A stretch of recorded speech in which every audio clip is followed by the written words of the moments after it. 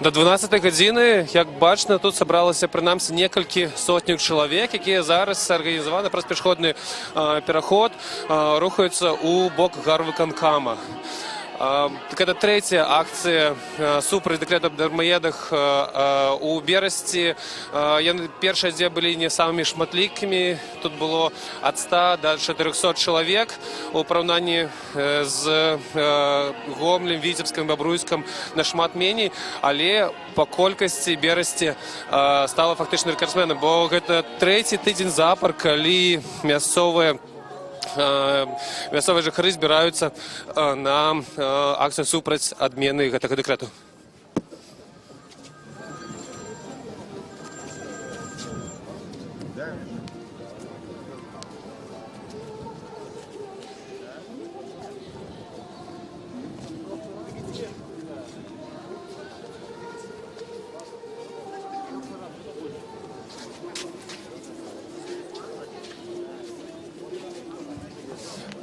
Добрый день. Гэта Рада Свабода, простая трансляцыя. Скажите, калі ласка, чаму у Берасці больш за астатнія гарады, часцей за астатнія гарады людзі выступаюць? Зарплаты нету, низкая зарплата, и все уже забрали. Як думаете, то, что улады сегодня запросили? Пойдут, куда они денутся, на уступки. Никуда они не денутся. Если люди так будут проходить, смысл собой. То бок вы лічыце, что акции протесту даюць плён? Ну, а народ все-таки. Это что, не народ, что ли? Наверное, прислушается. Дякую. На мінулым тыдні масавыя акцыі пратэсту прыйшлі адразу ў некалькіх гарадах, у Баранавічах, Віцебску, Берасці і Бабруйску. У гэту нядзелю супраць дармаедаў, дэкрэт аб дармаедах выступаюць толькі ў Берасці. І гэта, здаецца, першы раз, калі пратэстоўцаў у дзень мітынгу запрасілі улады да сябе. Варта значыць, што напярэдадні некалькі актывістаў з Берасці былі прэвентыўна затрыманыя. Дагэтуль знаходзіцца Наталья Попкова, мясцовая актывістка, была затрыманая ў пятніцу і просто у сваім двары по дарозе да Берасця была прыпыненая машына Анатолія Лябедзькі і Віталя Рымашэўскага, якія ехалі у Берасці. Іх зараз вязуць, па апошняй інфармацыі, у Беразаўскі РАУС. Таксама Александра Кабанова, аднаго з арганізатараў мінулых акцый, сёння о 10 гадзіне выклікалі у міліцыю, але ён адмовіўся і паведаміў, што пойдзе туды пазней. Зараз, як бачыце, людзі сцягваюцца да берасцейскага савета дэпутатаў і гарвыканкама. Раней на мінулых акцыях хадзілі да будынку аблвыканкама, але па запрашэнні уладаў прыйшлі сюды, менавіта сюды сёння.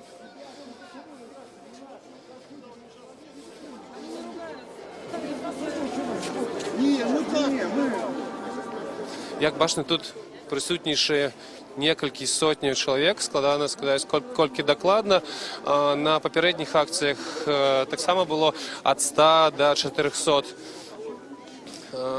Але, паўтаруся, Берасці, менавіта Берасці, тут праходзіць акцыя пратэсту кожную нядзелю цягам 3 тыдняў. Пожалуйста, наша акция мирная. Мы пришли на переговоры, мы пришли разговаривать с властью по поводу декрета номер 3. Поэтому соблюдаем порядок.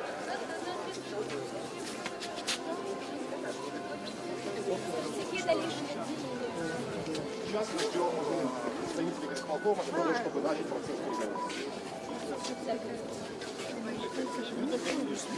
Скажите, калі ласка, вам калі паведамілі пра запрашэнне ў гарвыканкам?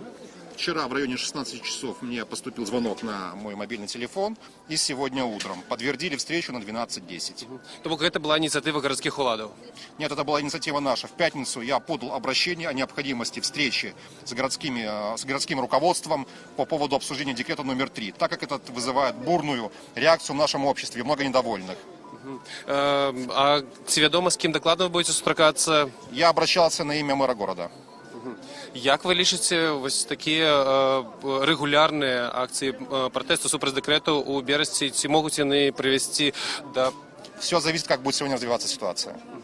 І вы уже зараз сыходзіце? Да, сейчас я пойду, да. А вы мне скажите, это покажут по телевидению? Я сомневаюсь, что это покажут. Что мы скажем? Это на просто... Это рад зараз. Сюды, у Берасці, таксама сёння прыехаў Максим Філіпович, відэаблогер з Гомля, вядомы ўжо па неаднаразовых нашых эфірах. Вітаю, Максим. Добрый день. Скажите, калі ласка, якім лёсам сёння сюды приехали? Приехал поддержать. Собрался, никогда никому не говорю, что я куда-то еду, тихонечко собрался и поехал. Хотел очень поддержать Брест. Брест большой город. Ну, неважно, большой, я и в маленькие буду ездить города. Но Брест 350 тысяч, грубо говоря, это очень большой город. Ну, откровенно скажу, думал, будет чуть больше людей. А як думаете, чаму вось у Берасці збіраюцца людзей менш, чым, напрыклад, у Гомлі, хотя так само областный город? Так, скажем, по слухам, как считает народ, и в принципе здесь есть повод согласиться, что все-таки Брест это приграничный город, и кто-то действительно может где-то подрабатывает, где-то что-то, и этим людям действительно может выгодно заплатить. Это первое. А второе, Брест очень запугали. В Гомеле, например, такого не было, что людей... У вас хапуны были здесь в Бресте? В Бресте были хапуны, в Бресте людей забирали в психушку, мы знаем, Наталья, по-моему, женщина зовут. И, конечно, людей очень сильно запугали, Ну и прикрылись сейчас на площади, прикрылись детьми. Я считаю, это недопустимо детьми прикрываться, это недопустимо. Зачем они так поступили, это непростительно. Дякую. Дякую всем. Отношение власти к гражданам. Я вижу, что здесь собрались не только безработные, а большинство людей именно те, кто работает и платит налоги. Я права? Вот, совершенно верно. А этот декрет затронул каждую семью. Если не муж, то жена. Если не сестра, то брат попадают под действие этого декрета. И мы, налогоплательщики, также против этого декрета. Его отмена может быть связана, как мы предполагаем, с другими какими-то способами закручивания гаек. И очень хотелось бы, чтобы отмена не была шагом к другим каким-то манипуляциям нашими средствами, чтобы, если не залезли в левый карман, чтобы не залезли к налогоплательщикам в правый карман. Хотелось бы сказать, сейчас праздник на площади Ленина. Стоит очередь для того, чтобы бесплатно покатать детей. Понятно, для чего делается это бесплатно? Чтобы как-то нивелировать эту нашу акцию. Ну, в другой бы день сделали. Да, наши дети, может быть, нуждаются и в бесплатном катании, и, возможно, в бесплатном питании. Возможно, они этого заслуживают. Но вы понимаете, что это как вот, против нас. Одной рукой они залезли к нам в карман, другой рукой они что-то еще пытаются сделать. Но договариваться с властью надо. Видите ли, в чем дело? Я думаю, что это мы с вами, каждый из нас, и я тоже, 20 лет строили эту страну. И построили то, вот что построили. Построили то, что имеем. И господин Рогачук, и я тоже, и каждый из вас положили свой камень в эту постройку. И поэтому теперь нам надо мирно друг с другом договариваться и как-то менять нашу жизнь к лучшему. Давайте подождем сейчас, что, может быть, позвонит Владимир Вуйк, что скажут, кого примут из нас, а может быть, всех сегодня примут, чтобы конкретно поговорить о наших проблемах. Зараз выступала Діана Костюкович з Об'єднаної громадської партії, а тепер мегафон взяв у свої руки Олександр Кабанов, ще один активний представник АГП у Бересті. Нас пытаются запугать. Начались задержания. Начались, вот помните девушку с флагом, Наталью? Она сейчас находится в дурдоме. Помните парня, который вешал басту? Он сейчас находится в камере. Я тоже там побывал, кстати. И чудом оттуда, выскочил, грубо говоря. И сюда попал тоже чудом. Несколько дней назад уехавший, отключив телефоны, разорвав все связи, потому что меня тоже бы сюда не пустили. Вместо того, чтобы власти вышли к нам и сказали: да, наша политика неправильная, да, есть чиновники, которые виноваты в этих декретах и законах, они пытаются запугать нас. Они говорят нам, что мы раскачиваем лодку. Мы организовывали мирный митинг, прошу заметить, мирный. Мы не призываем к каким-то действиям. Мы не хотим революции. Никто не хочет революции. Мы не хотим войны. Никто этого не хочет. Это все зависит от действия властей. На сегодняшний день только они могут успокоить данную ситуацию. Больше никто. Вместо этого они ее только усугубляют своими арестами и задержаниями. Значит, граждане, только что я разговаривал с мэром, и он согласен разговаривать с нами. Мы вас приглашаем всех в зал. Пожалуйста. А представьтеся, коли ласка. Гуляющими делами. Зараз до мітингоўцаў вийшов кіраўнік справамі гарвыканкама і запрасіў усіх у залю на сустрэчу з уладамі.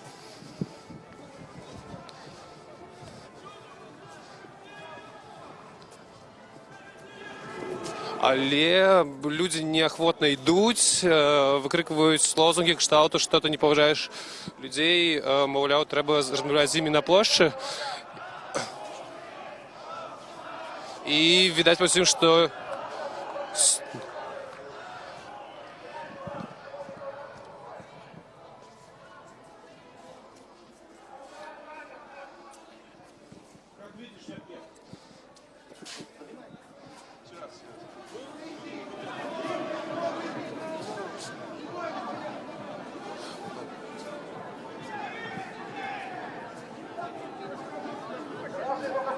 Без провокации.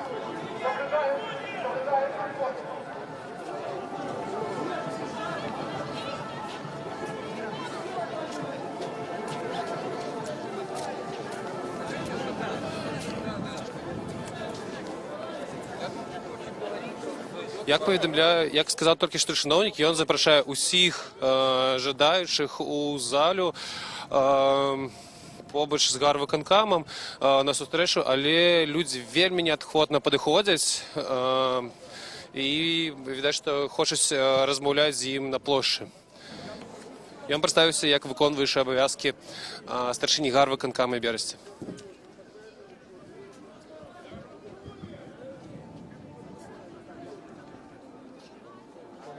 Ваша позиция, что посвящались на улице? Кто будет сделать ответственность за провокацию? В той же час Владимир Вуйк, старшыня областной организации ГП, кажа, что гэта провокация и... Зал, там очень удобно. Есть возможность высказаться и пообщаться. Сюда. Мегафон взял яшчэ один прадстаўнік гарвыканкаму, запрашаючы людзей у залю. Ён кажа, што там усім зручна і все будуць мець магчымасць выказацца. Але людзі вельмі негатыўна на гэта рэагуюць.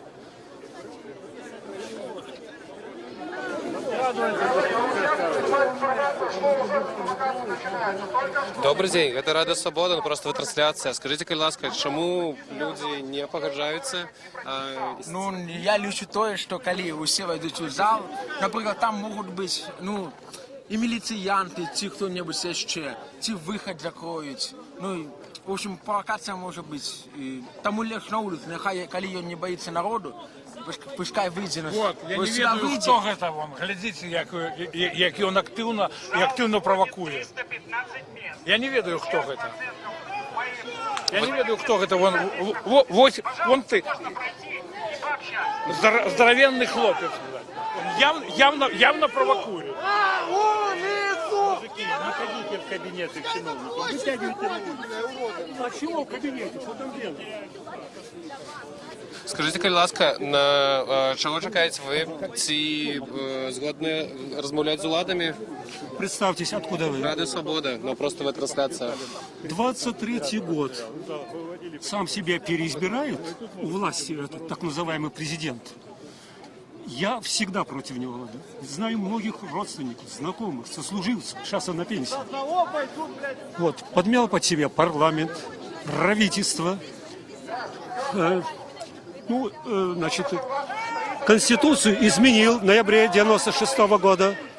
Вот, довел страны до нищеты. Людей обирает.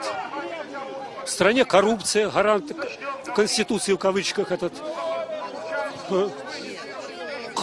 Только негатив один. Один негатив. Понимаете? Это посмешищем стал. А так ви сьогодні вийшли на площу супротив декрету? Ці... Я вообще против всего его. Вообще. Дякую.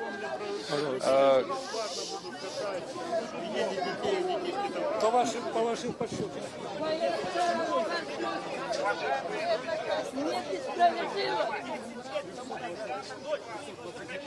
Это мизер.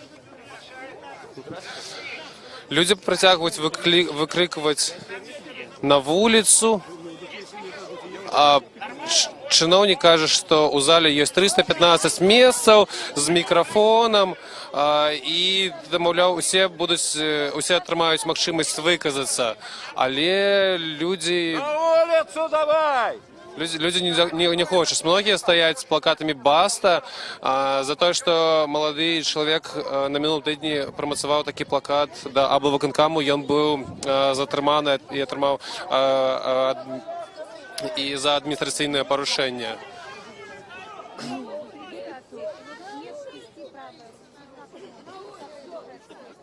Сюди притягують і ще стягуються люди, віддать тих, хто довідується, де відбувається протест, але тут по всій віддать некілька сотень чоловік, може до коля 300. Красовский, представитель народа, представитель власти, сегодня выходной. Не соизволил сюда явиться. Власть лживая. Потоки лжи истекают с этого здания. Письменные обращения, заведомо ложные, все идут. Не провокаторы мы, не провокаторы. Я веду переписку долго с этими людьми. Ну подождите, не надо провокации. Что вы делаете? Это провокация, господа! Поэтому собрание можно выслушать, пойти туда в зал и выслушать. Но вы должны быть готовы, что нам никто солгут очередной раз. Все время лгут. В этом здании очень много паразитов сидит. БРСМ, которого мы финансируем, организация трудней и паразитов. Поэтому власть должна ответить перед нами. Значит, кто со мной идет к мэру? Я иду. Раз. Я иду. Два.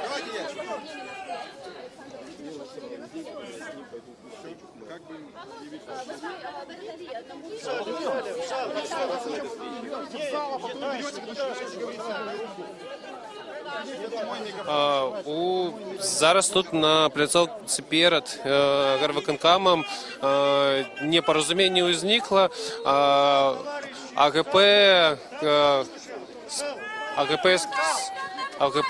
АГП скеровывая людей заставаться на площади. Некоторые люди подходят до мегафону. Вы устраиваете провокацию, вы серьезно?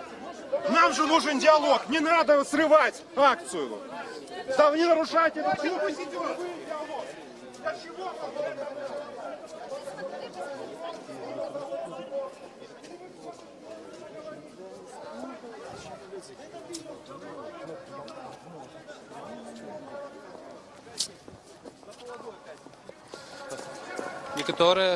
Некоторые походили сісти у залю,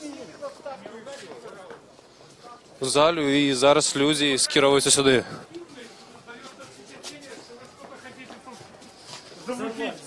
Да, нехорошо. Понял, я должен молчать. Давайте Нормально.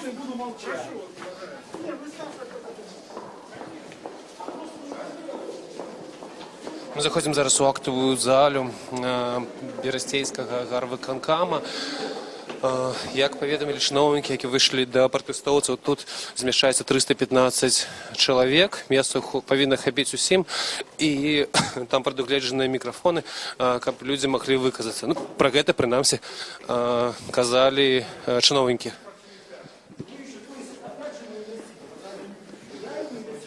Гэта першы раз, калі да пратэстоўцаў выходзілі па ўсіх гарадах, выходзілі прадстаўнікі ўлады і ініцыявалі дыялог.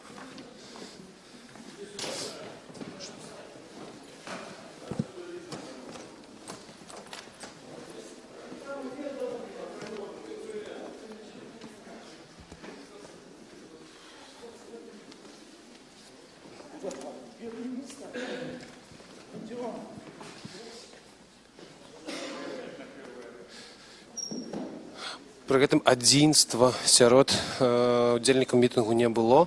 Многія людзі казалі, што гэта правакацыя у тым, што яны пагаджаюцца ісці у гэту залю на перамогу. Маўляў, з чыноўнікамі трэба было б размаўляць на вуліцы. Там бы іх усе пачулі.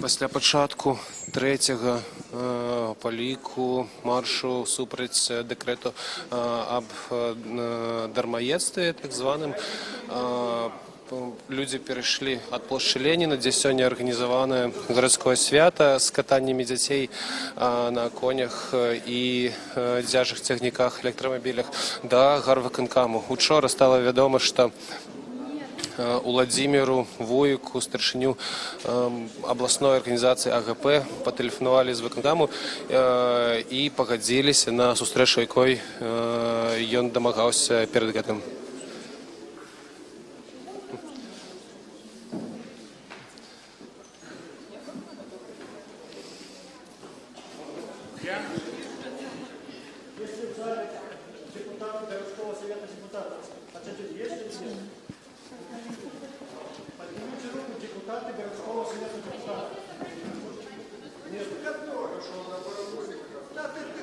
Представители, как они защищают народ.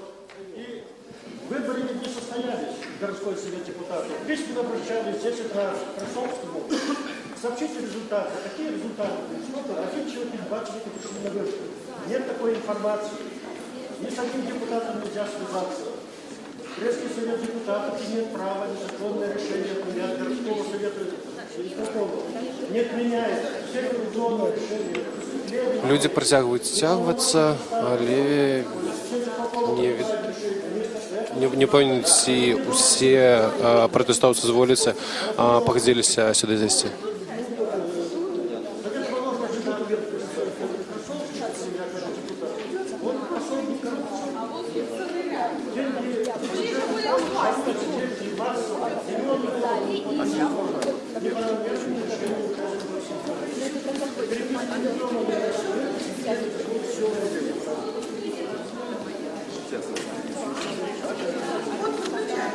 Юрий Иванович,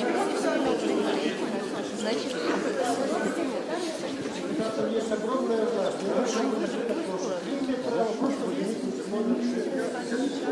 Не меняется, нет допуска. Все, что украдено, все окончательно. Грабят людей.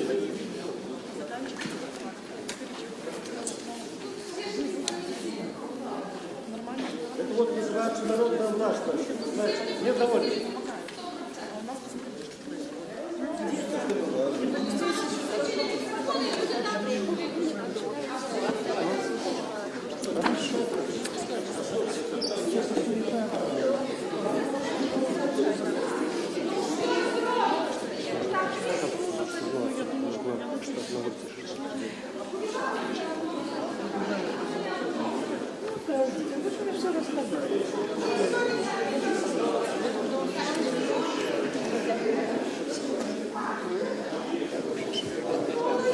залі, яка зміщає 315 чоловік, заповнена ледь наполову. Гэта значыць, тут можа знаходзіцца каля 150 чалавек. Пры гэтым вялікая колькасць пратэстоўцаў застаюцца на плошчы перад гарвыканкамам. Там расцягнулі, як адсюль бачна, расцяжку.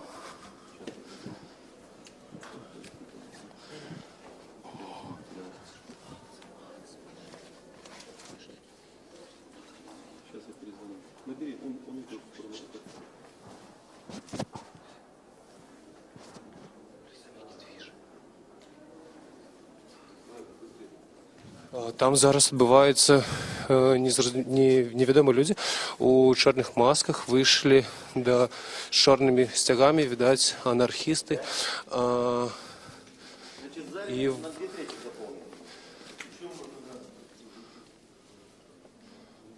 такога раней яшчэ у іншых гарадах не адбывалася.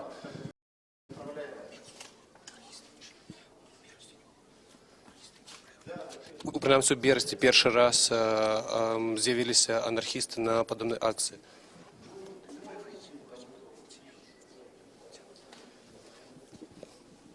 Пакуль в зале набіраецца, мы выйдзем і паглядзім, што там адбываецца.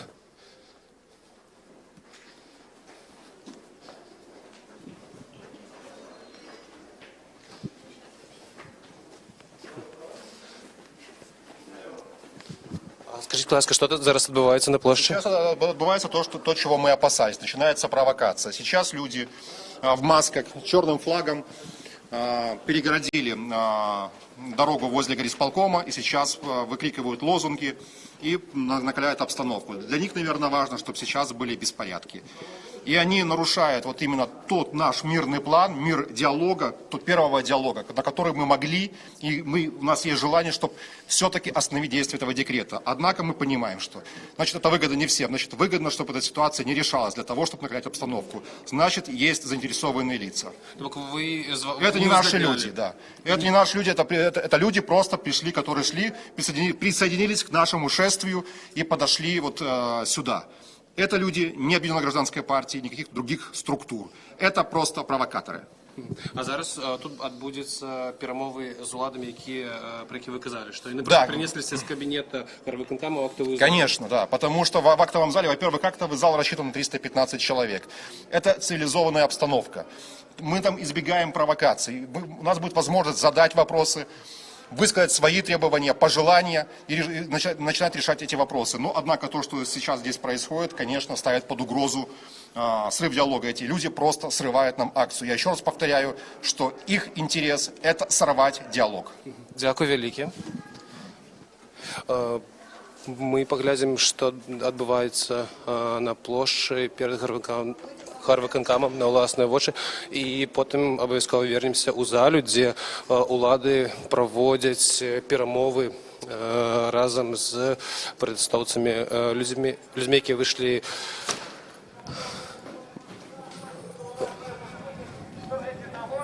выказацца супраць дэкрэту аб дармаедстве. Люди у черных масках. Раз, два, три, 4, 5, 6, 7, 8, 9. 10 человек разгорнули растяжку. Чиновник главный тунеядец, чиновник головный дармоед. Януся в масках с черными стягами. По всем дать, это анархисты. И праздновала свой день рождения. Почему эти деньги тратятся таким образом? Почему мы должны отдавать свои деньги, которые мы наживаем тяжким трудом, чуть ли не потом и кровью, отдавать его государству, которое расходует его по своему усмотрению и с нами не считается? Пора сказать «баста»!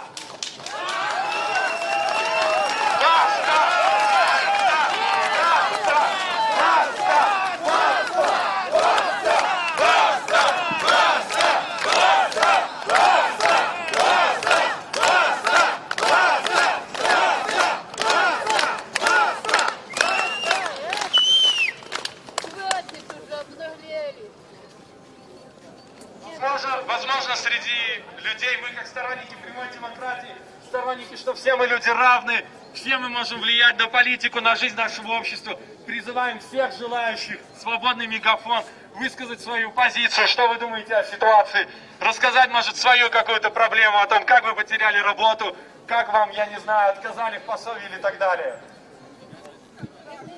Не бойтесь, люди! Баста — гэта лозунг, з якім анархісты выйшлі да людзей. У многія стаяць таксама з плакатамі у натоўпе. Некаторыя людзі хаваюць свае твары таксама падобныя да анархістаў.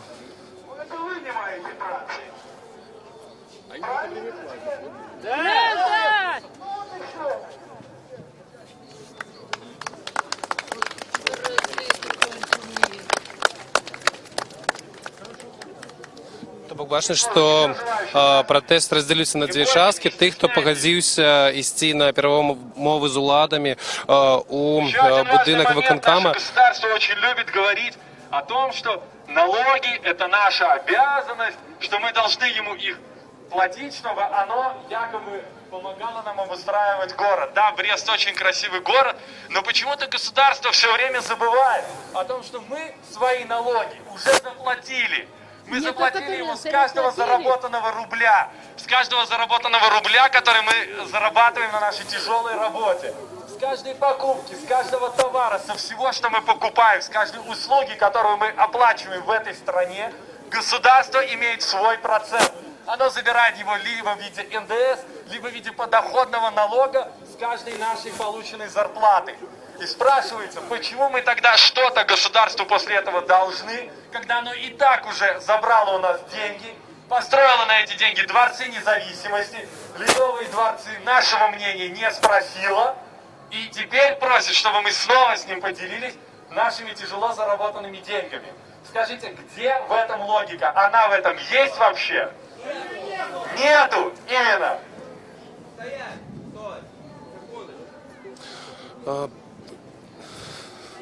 Прадстаўнік анархістаў, якія выйшлі на прыступкі гарвыканкаму, запрашае людзей падыходзіць да мегафону і выказваць, расказваць свае гісторыі. Я буду такой же безработный, как и другой. А найти новую я не могу. Я поэтому должен платить еще за это налоги. Я всю жизнь на эту республику работал. Ребята, честное слово, это неправильно. Это реально неправильно.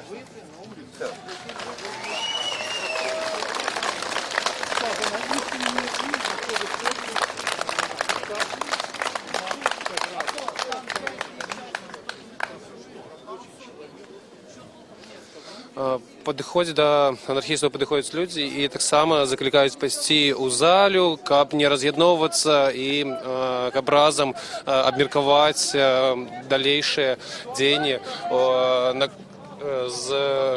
што рабіць з дэкрэтам аб дарместы. Там 300 мест, 315 мест. Попросим мэра выйти на улицу. Попросим мэра выйти на улицу. Покажем, что нету места только в зале, и все. Мы все должны помнить слова немецкого пастора Мартина Немеллера. Он сказал их в концлагере Дахау. Когда пришли за евреями, я молчал, я же не еврей. Когда пришли за коммунистами, я молчал, я же не коммунист. Когда пришли за профсоюзными деятелями, я молчал, я же не профсоюзный деятель. Когда пришли за мной, говорить было уже некому. Сотни тысяч людей сейчас сидят и молчат. 400 тысяч людей не заплатили. Они ждут, пока к ним придут описывать имущество. Они думают, что их это не коснется. Но мы все в одной лодке, это лодка Беларусь. И мы несем ответственность перед Богом. Мы несем ответственность перед людьми. Перед своими детьми. Перед своими внуками, какую страну мы оставим. Хамскую страну, где нам хамят в кабинетах. Слово сказал, тебя увольняют с работы. Это нам надо? Я как священник, я верю, что Бог на стороне угнетенных. Он на стороне обижаемых, Он против хамской власти. Он против всякого давления. Наша страна стала лидером. Лидером по числу алкоголя, потребляемого на душу населения. Лидером по числу самоубийств. Лидером по числу разводов. Нет работы, мужики едут за границу. Семьи остаются. Во что превращаются дети? Мы все проходим через это. И я знаю, что если мы будем молчать, завтра придут не за 4 миллионами. Завтра скажут, Северная Корея. Это идеал нашего развития. Нам это надо. Мы говорим, стоп. Нет декрета номер 3. Нет декрету номер 3. Лукашенко, уходи. Нет декрету номер 3. Лукашенко, уходи. Нет декрету номер 3. Лукашенко, уходи. Номер 3. Лукашенко, уходи. Активистов сейчас арестовывают по всей стране. Сюда ехали, машину задержали. Мы не будем молчать. Мы будем приходить. Это наше право. Наше право жить свободной, честной жизнью. Наше право. Я, к священнику скажу, аминь. Аминь. Добрий день. Скажіть, будь ласка, ви протестантський святар? Як представилися зараз? Библия говорит, что всякий верующий, он священник. Просто у вас була промова моцна. Скажіть, чому ви вирішили вийти зі словом до протестовців?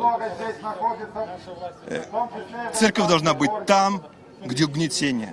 Церковь должна быть там, где унижают народ. И если церковь промолчит в это время, если христиане будут говорить, нас это не касается, ничего не произойдет. Знаете такую фразу? Чтобы зло торжествовало, достаточно, чтобы хорошие люди ничего не делали. Я считаю себя хорошим человеком.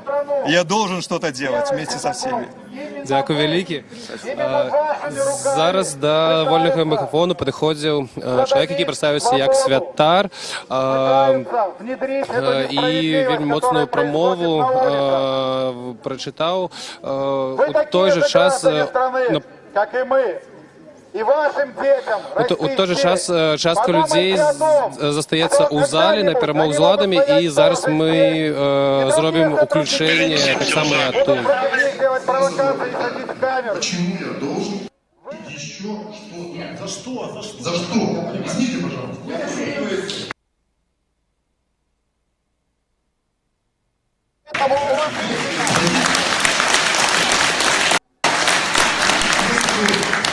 Ну, я выскажу только за себя, само собой, я платить не намерен.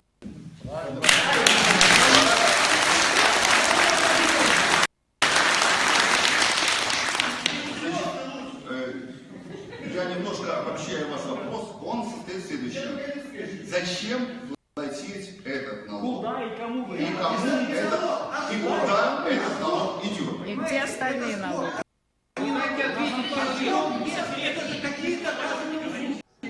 Власть как никогда боится нас. Боится мирных На площі перед горвиконкамом притягуються виступи людей. Виступав зараз Олександр Кабанов, активіст Об'єднаної громадської партії. Зараз до мікрофону підійшов Артур Фінкевич, лідер «Молодої Білорусі». В Бресте Наталью Попкову, которая является активистом нашей организации. В пятницу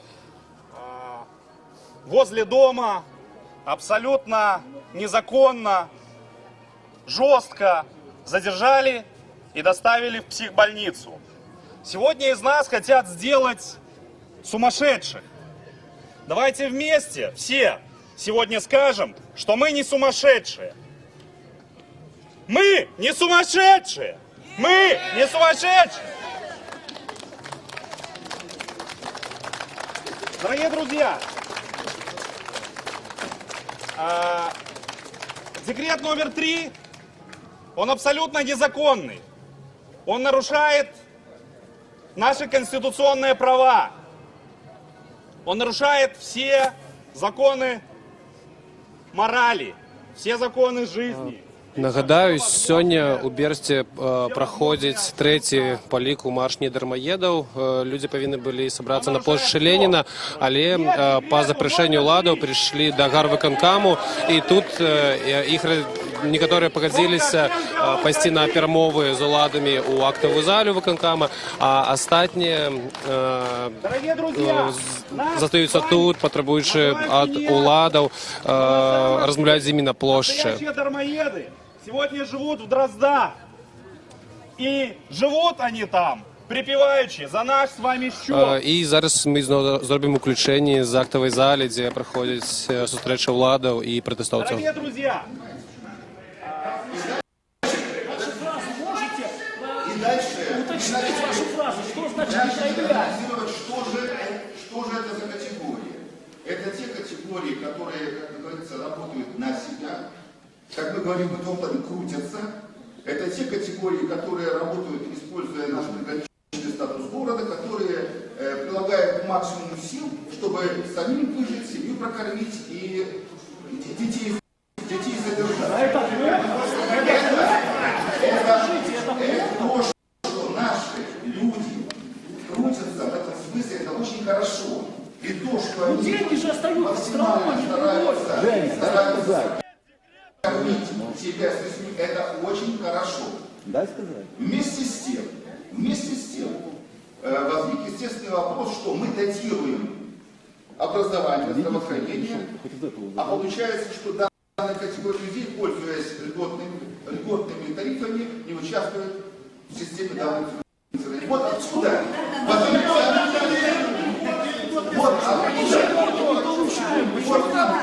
Зарплату учителей у врачей, они ж мизерные, правильно?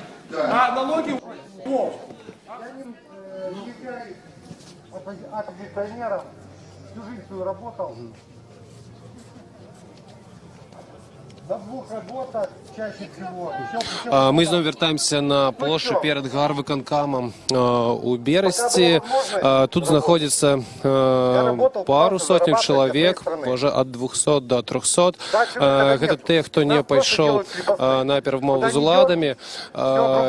По черзі підходять ці представники політичних рухів, як тут уже був протестант, протестантський святар, і звичайні люди виказують на конт цього декрету номер 3.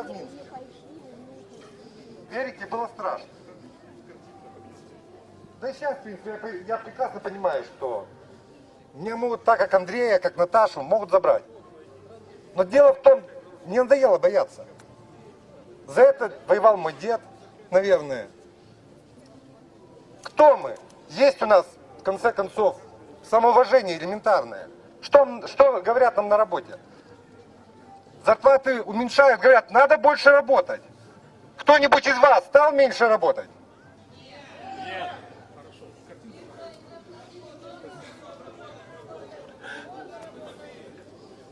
Что происходит дальше? У нас уменьшают зарплату. Контрактная основа вроде бы хорошо, вроде бы должны защищаться наши права. Но, получается, все прикрутили полностью. Я думаю, ни один из вас, вернее, все, кто работают, слышали такое, что смотри, у тебя заканчивается скоро контракт. Нагадаю, сьогодні так само у Бересті підтримати берестейських протестовців приїхав Максим Філіпович, блогер з Гомля, вельми активний удільник руху супротив декрету об дармоєдстві. Вітаю ще раз, Максим. Скажіть, будь ласка, як ви розцінюєте те, що улади у Бересті пішли на контакт з людьми і організували зустрічу Это не контакт. Это не контакт, они хотели, так сказать, разорвать людей, они это сделали. Вышел, это мэр был, наверное, мужчина, да. Мэр вышел, сказал, что идите, пожалуйста, все в зал, и тогда я с вами буду разговаривать. И ушел. В зале 315 мест. Собралось не менее 500 человек. От 500 до 600 было на тот момент, сейчас даже до 700 примерно человек. Объясняя им, что там будет давка, они не понимали и говорили, что наоборот будет здесь провокация. Я лично задал вопрос, в чем может быть провокация? В чем? Они говорят, вы можете драться. Я говорю, а что мешает драться в зале? Скажите, пожалуйста. И драться могут вот только подставные люди, так сказать. Мы знаем, которые в гражданской одежде. И все, люди никогда драться не будут. В общем, ответа они не нашли.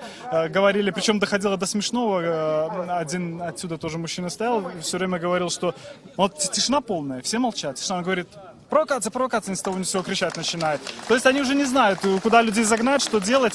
И, то есть это не контакт. Это не контакт. Якими мусять бути перемови з уладами? А кто мешал ему? Вот он вышел стать здесь и сказать. Вот мегафон, сказать свои 2 слова. Кто мешал? Ему никто не мешал это сделать. Он просто убежал туда и все. И если бы люди пошли туда, а часть людей пошли туда, и, к сожалению большому, потому что они, получается, разделили людей на 2 части. Там же часть людей там находится. Они, в принципе, своего добились власти. Но основная часть все равно вернулась, подсоединилась еще. Но там бы, наоборот, была давка. Там бы була давка, в будь-якому випадку. Дякую, Максим. А зараз ми перейдемо на залю, де знаходиться частка людей з Польщі.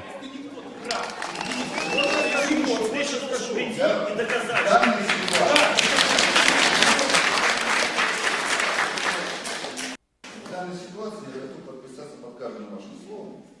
И в новой редакции... И что даст ваша подпись?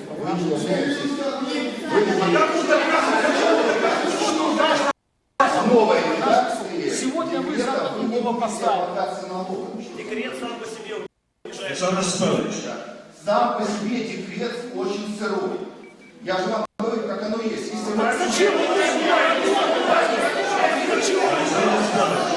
мы здесь собрались по поводу каждого человека. Давайте все согласимся, далеко не последний человек в республике, мэр города Бреста. Прекрасно изложил нам статистику. Вопрос. Вы же видите цену этого декрета. Из 22 тысяч, как я понял, 1007, наверное, останется. И то еще вопрос. Еще будет новая редакция. Цена этого декрета, практически пшик. То есть квалификация тех людей, которые его разрабатывали и подсунули кое-кому на подпись, совершенно никудышна. Вы-то сами, зная настроение на местах, не сообщаете туда наверх эти настроения? Или они только интернетом питаются? Во-первых, первый вопрос. Второй вопрос. Но вы-то лично, как вы относитесь к этому? Потримав натовп на площі, і усі 3 міліціянти зараз сходять з площі.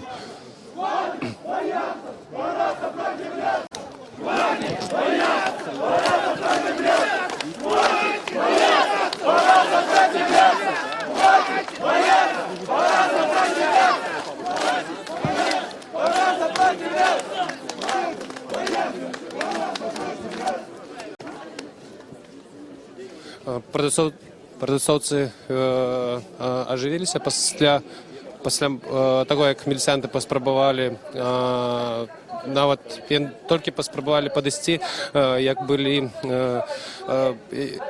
анархісти почали кричати «Долу» і зійшли. Який минулим разом повел вас по вулиці Советській. Його схопили. І зараз він знаходиться у ізоляторі часового утримання у Ленінському РОВД. Завтра о 12-й буде над'їм так званий суд. Вони будуть його судити поводле своїх законів. Я закликаю всіх, хто зможе, прийдіть, коли ласка, підтримайте чоловіка, який йшов за вас. Коли ласка, я вельми прошу, щоб хто зможе, той прийшов і підтримав. І ще така ремарка. Може бути, влади збоїться цей режим, і вони врешті лиш відмінять цей дебільний декрет. Але на гэтым нельга спыняцца, тому што яны придумаць нешта новае, яны могуць включыць камунальныя платежы, нейкі падатак. І што будуць людзі рабіць? Тому ми не спиняємося на адмінні гэтых декретів 1, 2, 3, 23. Адзіная мэта, якая мусіць быць у нас, да якой мы все мусім імкнуцца, гэта адстаўка гэтага рэжыма, гэта адыход ад улады гэтых пачвараў, якія ўжо 20 год смокчуць з нас кроў. Гэтага мы мусім добівацца шчырых сумленных выбараў, якіх Беларусь пазбаўленая ўжо таксама 20 гадоў. Вдумайцеся толькі ў гэта. 20 год з вашага жыцця. Каму было 20 год? У 94-м, зараз гэта 44 гады. Подумайте, яны скралі ваше жыццё. Жыццё ва ўсіх толькі адно, іншага не будзе. І таму, калі вы хочаце яшчэ прожить нормально, калі ласка, каб ваши дети жили нормально, мы мусим імкнуцца рознымі способами, хто як можа, организацыйна, неорганизацыйна, мы мусим імкнуцца до сыходу гэтага антынароднага нелегітымнага рэжыму. Лукашенко долой!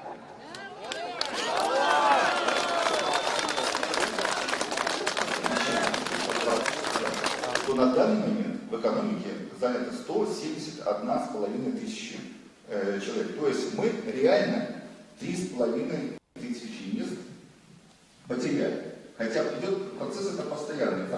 Формируются новые рабочие места и сокращаются. Самые Вышипели активных людей, которые могут вести за собой, и они думают, что люди уже не зберуться, тем самым как бы обезголовить этот протест. А як і коли він був затриманий? Он был затриман у пятницу вечера. А з якої підстави йому потлумачили? Дело в несанкционованном мероприемстве. І він до цього знаходиться? Он там находится. Дякую велике. Это была Полина Шаренда. Ейный муж был одним из лидеров минулых акций. И у пятницу ввечері его затримали. Зараз він знаходиться у Берестейском СИЗО. Можно сказать? Да, конечно. Внимание! Мы тут... Говорит он вообще или нет? Внизу, кнопка внизу. Вот это. Нажимаете. Вот, и говорите. Да. Внимание, тут просто... Да. Мы тут пришли раньше, нас разбили на две части. Одна часть стоит здесь, вторая стоит там. Там сидит чиновник, по-моему, мэр, под телекамерами, и там идет конкретный разговор, он отвечает на конкретные вопросы. Я не знаю, как где что решается, решаете, конечно, вы. Тут есть кто-нибудь с власти? Есть кто-то? Там хотя бы один человек сидит, который представляет власть и что-то говорит. А мы тут просто сотрясаем воздух. Все вопросы там задавать надо, это мое мнение.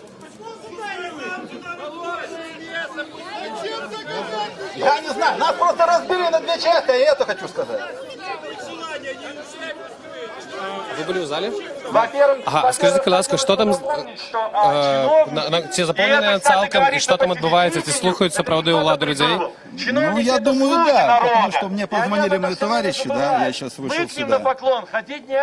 Выяснили, что хотя бы наш мэр сказал, что это указ временный, там был указ, он был принят 2 года назад, как я понимаю, и что какой-то вопрос решить можно. То есть там какой-то диалог начинает. Он один только со власти пришел, он хотя бы пришел. Вот за это стоит уважать. Что мы недовольны, что нас это не устраивает. Як ми почули чоловіка, який знаходиться у залі, зустріча відбувається паралельно з мітингом тут, на приступках Гарвиконкаму. Ураження, що люди ще підтягуються, по Баплпоші стоять, видать, мінаки, які проходили. 59 лет прожил, я такого безобразия не видел. И проклинаю тот день, когда я выбрал Лукашенко. Я проклинаю, что он нам дал. Ничего.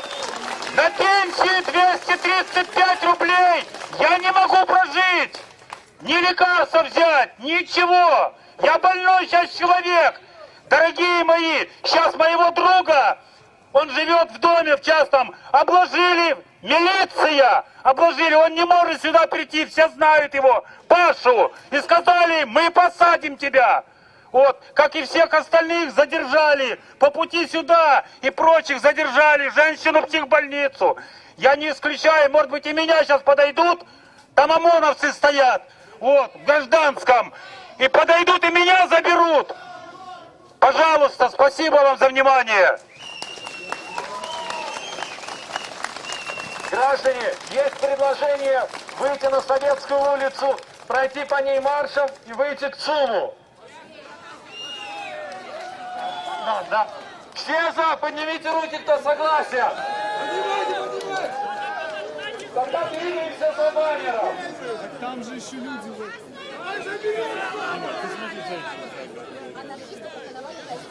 Зараз мітинг ізноў раздзяляецца. Анархісты прапанавалі следаваць за імі маршам па вуліцах Берасця. Некаторых падтрымалі. І зараз да, людзі кажуць пра тое, што нельга раздзяляцца і варта дачакацца тых, хто знаходзіцца ў зале на перамовах з уладамі.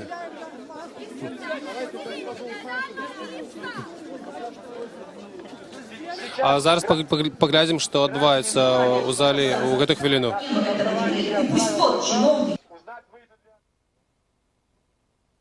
Который получает нормальную зарплату и сел бесплатно переделывает, что хочет. Бесплатно полгода или еще сколько там. Ведь строитель, если он сделает брак, нужно же переделывать плитку, снимать, правильно? Если швея сделает брак, надо. Почему чиновник никогда не отвечает за свой брак? Давайте, я думаю, что в течение ближайшего времени будет подписан новый нормативно-правовой акт, который ответит нам все ваши вопросы, которые абсолютно правильные. Поэтому я думаю, что давайте подождем изменения в редакции данного закона.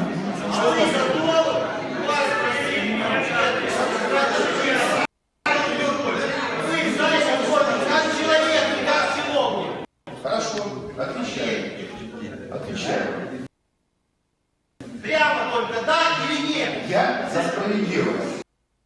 Если один человек платит налоги, делает отчисления подоходным налогам, а другой не платит. Хватит бояться, пора сопротивляться! Хватит бояться, пора сопротивляться! Хватит бояться, пора сопротивляться! Хватит бояться, пора сопротивляться! Хватит бояться, пора сопротивляться! На плошчы перад гарвыканкамам людзі дагэтуль чакаюць, што рабіць далей. Анархісты прапаноўвалі ісці маршам па вуліцах Берасця, але зараз адзін з іх прадстаўнікоў пайшоў у залю даведацца, ці далучацца да іх людзі, якія знаходзяцца на перамовах з уладамі. Колькасць чалавек прыблізна можна ацаніць у, не ведаю, 3, можа быць, максимум 4 сотні тут, і до 300 чоловік ще змішаю заля гарвыканкама, то бок агулам можа быць 500-700 чалавек. І гэта самы масавы мітынг у Берасці за ўсе 3 тыдні, якія тут збіраюцца. То бок Берасць адзін горад, дзе маршы не дармаеду праходзяць кожную нядзелю. 3 нядзелі запар, і ўжо обвешали, что и в наступную неделю он так само пройдет. От того, чтобы отменить этот дурацкий, идиотский декрет и заканчивая тем, чтобы добиться... И зараз мы снова вертаемся до зали.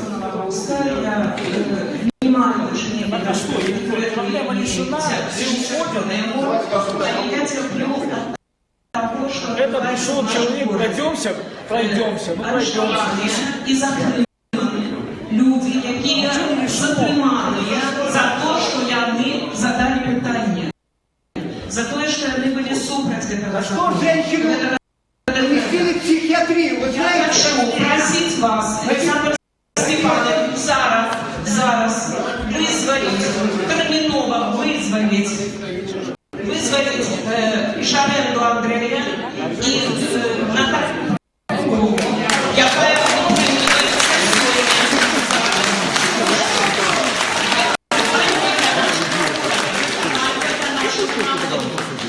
люди, які справді задали питання, вони чомусь арештовані.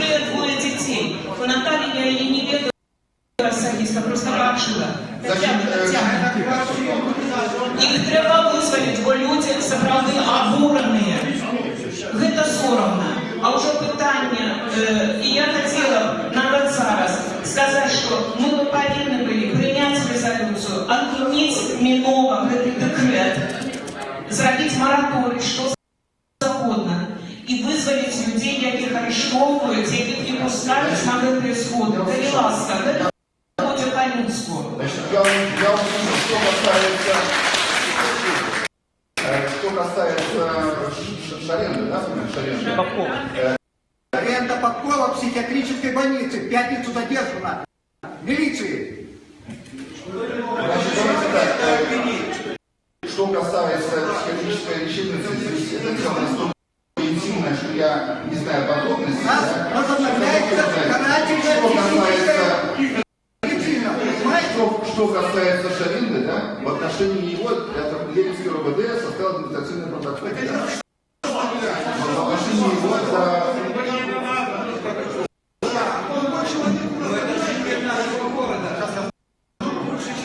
у меня к вам вопрос такой.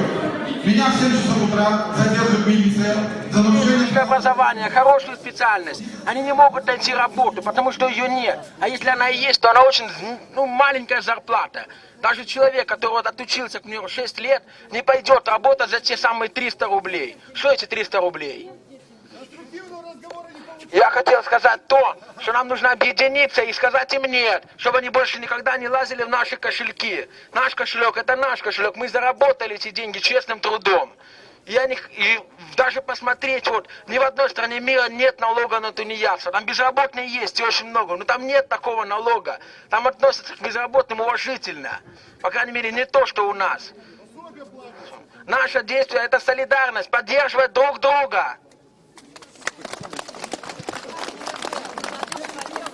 Секундочку, хочу просто дополнить насчет работающих, которые вроде бы есть. Я сам был удивлен очень сильно. Везде в объявлениях пестрят такие малооплачиваемые работы. За 150 рублей, 200, 250. Оказывается, это бред, люди. Это просто-напросто заставляют фирмы вывешивать эти объявления. 16-годовий хлопець Станіслав з молоді БНФ звернувся до людей на площі, і він знаходився у залі на перемовах з уладами. І скажіть, будь ласка, Станіслав, чому ви вийшли оттуда? Я хотел бы обратиться ко всем людям, которые попали под действие этого декрета, близких, которые попали под действие этого декрета, что нужно выйти и сказать власти, что они недовольны. Не надо стоять и молча недовольствоваться дома у телевизора и кричать там: вот, мы недовольны, кричать это в телевизор. Выйдите и скажите это власти. Выйдите вместе с народом и скажите это. И власти вас обязаны услышать. Потому что это государство должно быть для народа, а не для чиновников. А ці є сенс у перемовах таких, як там було? Коли гэта были бы организованные перемовы, коли бы яны сказали нам, что яны збираюцца адмяніць гэты дэкрэт, былі бы. Але зараз няма ніякага сэнсу, потому что яны нам кажуць, что гэты дэкрэт мае сэнс и так далей. Я бы сказал, что яны нам просто вешаюць лапшу на вушы. Таму не патрэбна прыслухацца да гэтых. Толькі калі мэр выйдзе да людзей и скажа им, а не приглашая их до себе. Дякую велике. Вот это была самая настоящая провокация зала. Ваш зал вмещает 315 человек. Вас здесь от 500 до 800 человек. Я немножко опыт в этом имею, я точно скажу, от 500, не менее. Если бы вы устроили сейчас там давку, естественно, пару человек забрали в больницу, и вы бы были в этом виноваты. А мужчина из этого здания стоял, когда была полная тишина при всех, и кричал: провокация, провокация, ни с того ни с сего. Я смотрю, что происходит, тишина вообще в толпе. Среди народа. Поэтому никогда не видитесь. Вышли сюда, пускай выйдет и говорит. Он мимо прошел, даже не захотел слушать. С таким видом, извините, как мне сказали: да, это царь. А что ты хотел? Вы холопы, он царь. Еще раз говорю, не ведитесь на провокации. Хапуны, спасайте хлопцев, женщин. Если видите хапун, у нас просто в Гомеле отбивали. В Минске отбивали. Минские анархисты были, отбили человека 3, наверное, когда в автобусе устроили там провокацию самую настоящую. И когда вам кричат, когда вы стоите спокойно, провокация, вот это и есть провокация, не ведите. По поводу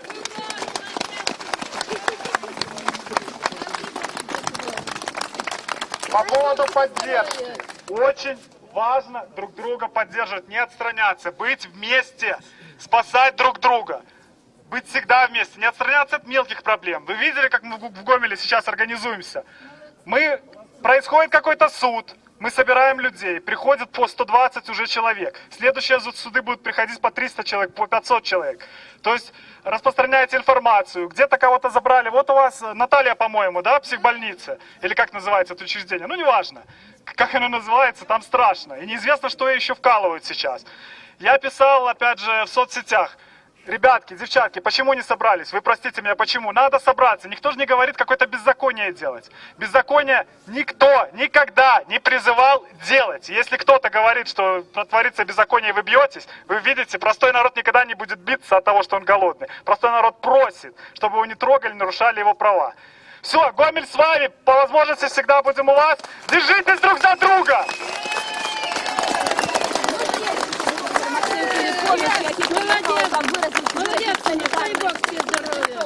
Зараз перший виступоўцамі выступаў Максим Філіпович, блогер з Гомля, і заклікаў да салідарнасці і казаў пра тое, што прыводзіў прыклад Гомель, дзе людзі зараз аб'ядноўваюцца падчас судоў, якія праводзяць так званыя дармаеды.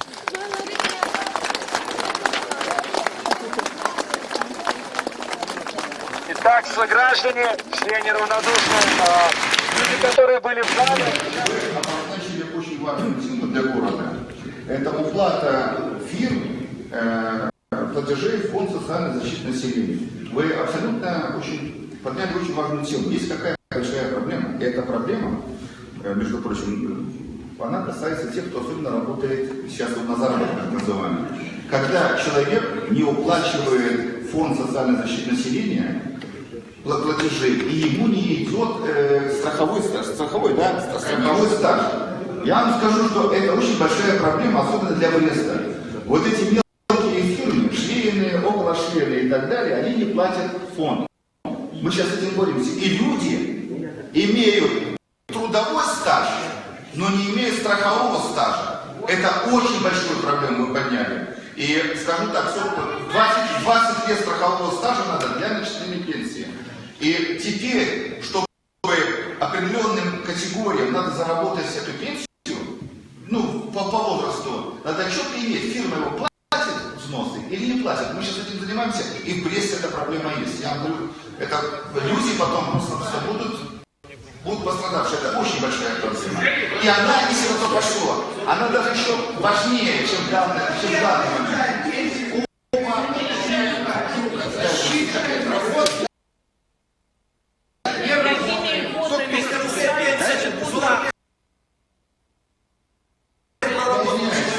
Якими льготами користаються депутати і які льготи є у чиновників, які випрацювали 20 років стажу. Наскільки я ведаю, вони отримують все ж таки інші умови для соціального забезпечення. І тому моя пропанова так само для цих резолюцій позбавити, так скажем, депутатів їхнього стажу, включення у стаж депутатського стажу.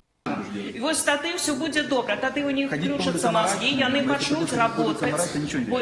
До сьогоднішнього дня депутати... Не дачакаўшыся, калі рэшта людзей выйдзе з залі, дзе яны сядзяць на перамовах з уладамі, натоўп на чале з анархістамі рушу па вуліцах Берасця. Тут знаходзіцца ад 200 до 300 чалавек разам з тымі, хто знаходзіцца ў зале, можна казаць пра лічбу 500 і болей.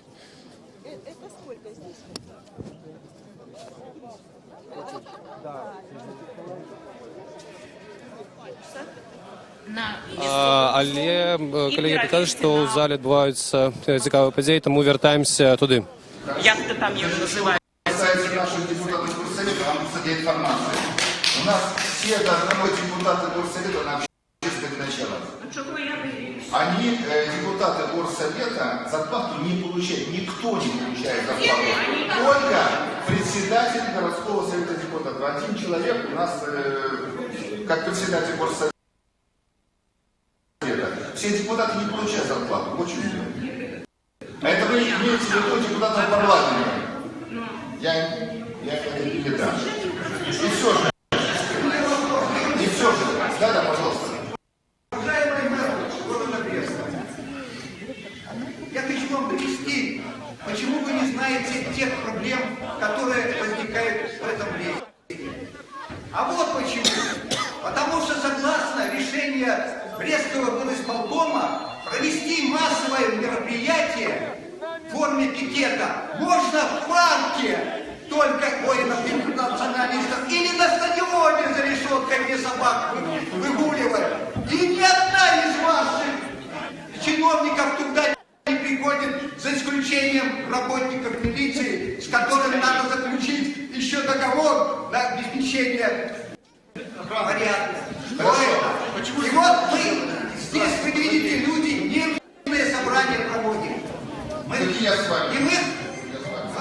хотим, чтобы не только там было разрешение, вот пометьте себе, а горисполком пересмотрел. Зараз можна бачити, як люди кольонай рушать на площу Леніна, туди, откуль починався збор сьогодні. Некілька сотень чоловік на чолі з анархістами йдуть вулицями. Орієнтовано тут знаходиться некілька сотень, може бути, каля 300 чоловік, але решта застається у залі на перемовах з уладами.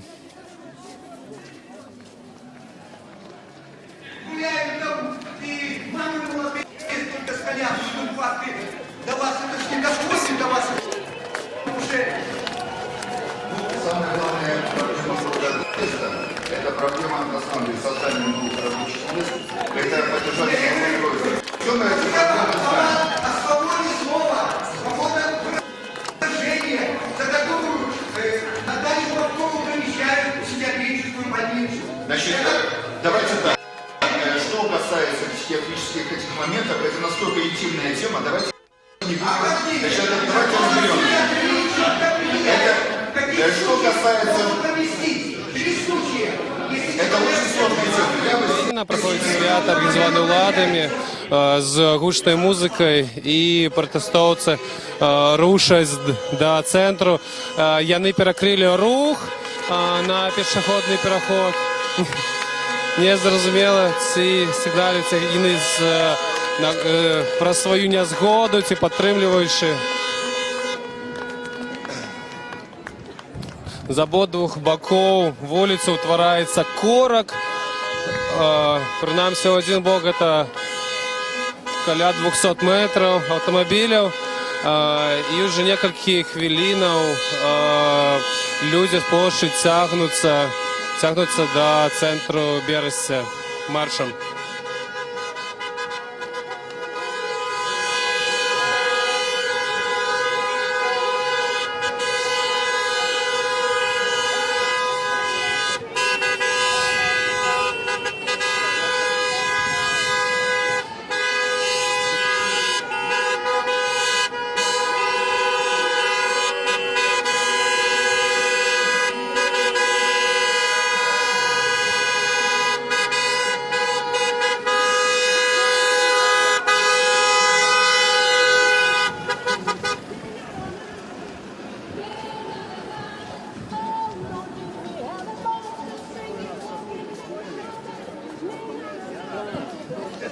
Ми накіруємося разом з маршем, з людьми, які не захотіли йти у залю і говорити з представниками Берестейського горвиконкому. Вони потребували, щоб він вийшов, щоб ніхто з чиновників сам вийшов до їх на площу і розмовляв з ними.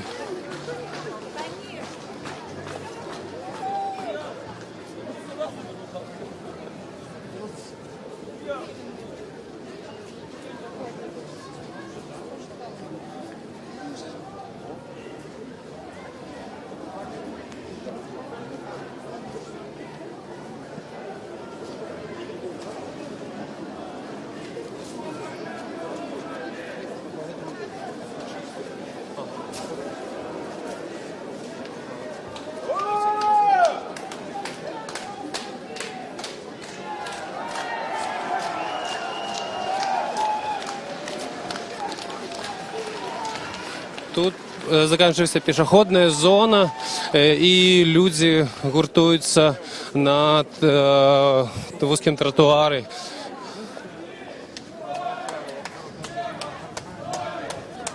Уже около 1000. Максим Філіпович каже про те, що зараз тут знаходиться каля 1000 людей, підлічити не сам розтяжка, але колона розтягнута на кілька сотень метрів. От 800 до 1000.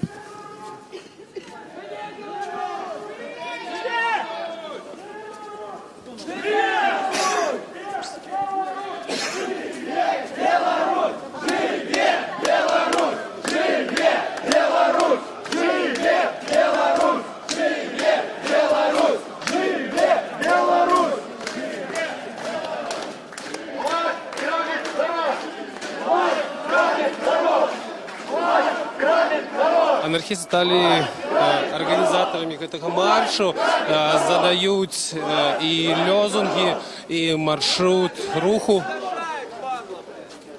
Дорогие люди, которые проходят мимо, мы протестуем сегодня против декрета номер 3, который касается большинства из вас. Поэтому мы призываем вас присоединяться к мирному протесту. Это не есть каким-то нарушением закона, это есть прямыми конституционными вашими правами.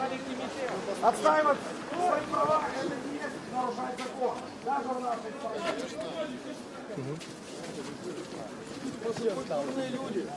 Это же наш город! Добрий день, Радіо Свобода, ну просто в трансляції Радіо Свобода. Скажіть, будь ласка, чи думаєте, що влади прислухаються до людей після таких акцій протесту, як у Бересті?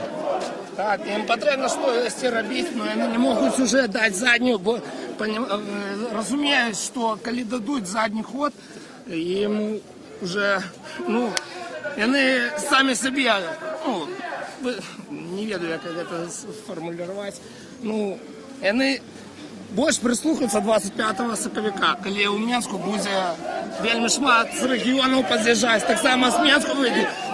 Це підпитий народ, що потрібно їхати 25 соковика в Мінськ, щось треба не звільняти. Дякую. Дякую. Бачите за технологію.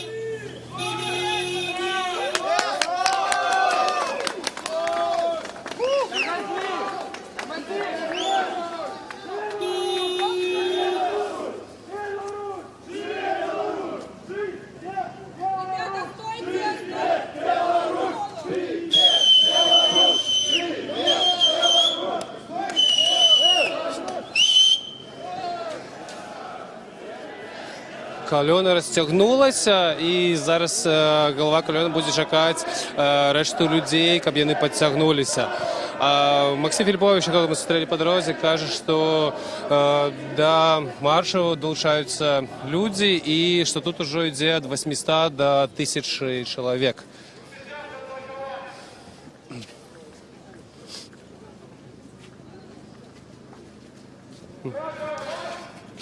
Маніфестанти йдуть по тротуару, не порушаючи правил дорожнього руху.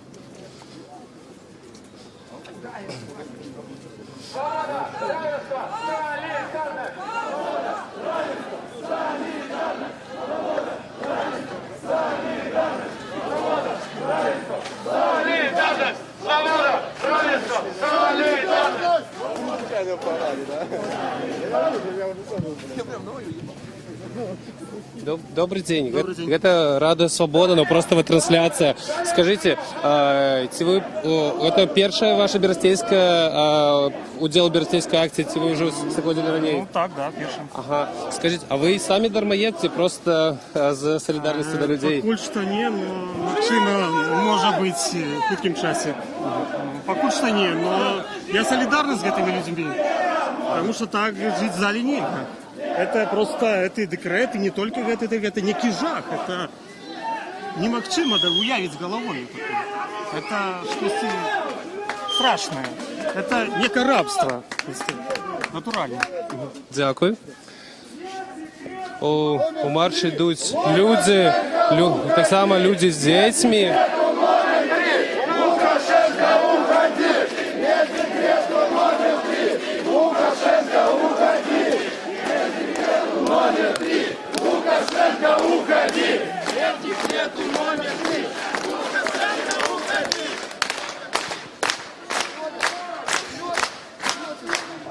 Добрый день. Это Рада Свобода. Скажите, вы удельничаете в акции так само? Не боялись приходить сюда с детьми? Нет, чего и бояться. Чего и бояться уже.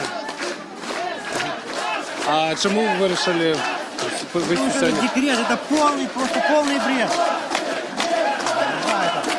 Вы под его так само потрапили? Нет, он меня не касается, я ИПшник но все равно, я за людей, за свой народ и за свободу своей страны. Надо бороться, всем объединяться Завтра я могу оказаться, у меня не будет работы у ИПшника. То есть надо этот декрет просто убирать по-любому. Если мы под него, если мы его проглотим, этот декрет, то просто мы будем просто уже рабами. И так проглотили много каких декретов. Сбор на дороги. За что мы платим? Дорог нету, а мы за что платим? То бок вы сюда вышли не только супротив этого декрета. Ну если все сейчас против этого декрета, Вот и вышли против этого декрета. В общем, мы недовольны властью. Я к тому, что недовольны властью полностью. И абсолютно, уже категорически. Как думаете, ці прислухаються людей? Думаю, теперь да. Думаю, теперь не только прислухаются, но и будут уже какие-то действия предпринимать. Думаю, декрет уберут. Просто я им это советую. Хотя никто им советует, но я советую им просто этот декрет убрать. Дякую велике.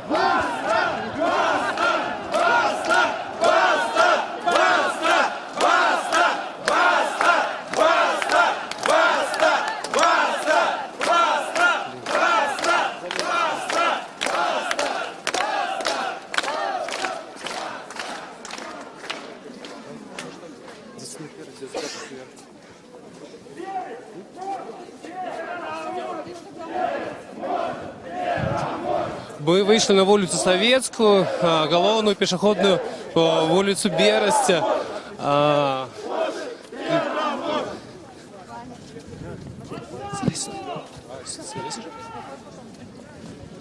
Уважаемые жители города Бреста, призываю вас присоединяться к мирной демонстрации протеста против принятия декрета номер 3 о так называемых тунеядцах, которых у нас 500 тысяч человек. Я уверен, что практически в семье каждого из вас есть такие люди, которые получают эти письма счастья. Это является нарушением наших с вами конституционных прав. Причем в нескольких местах. Поэтому мы проводим сегодня эту акцию протеста и призываем вас присоединяться. Артур Сінкевич звернувся до звичайних пішоходів тут у центрі Берестя.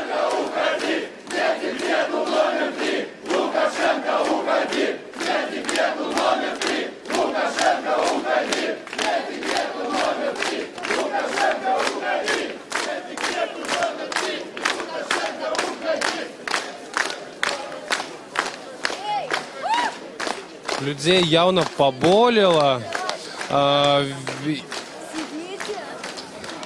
Людей явно поболело, просто бачно, як некоторые мінаки долучаються до гэтага маршу. Зараз марш проходит по центральной пешеходной улице Берестя, улица Советская, и фактично занял половину дороги. Живее!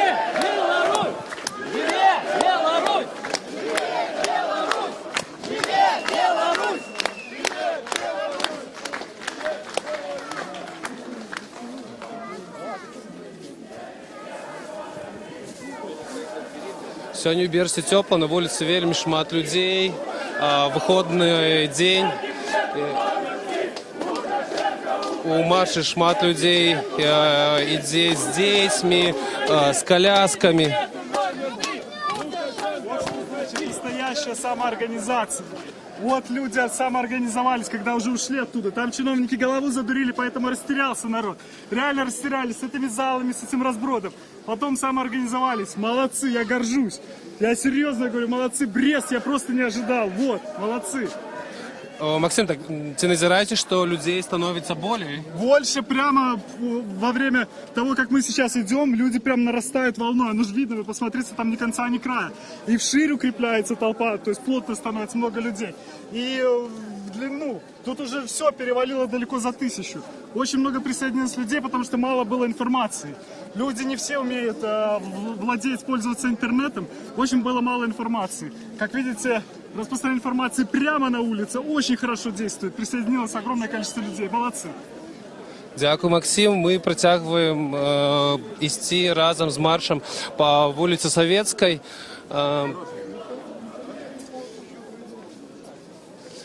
По словах Максима Філіповича, тут уже колькасць людей пераваліла за 1000.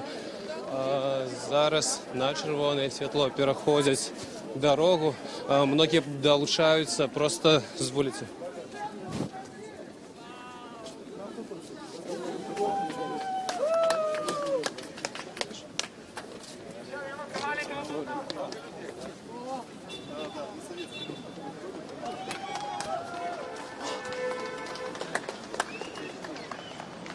Адсюль бачны весь масштаб маршу.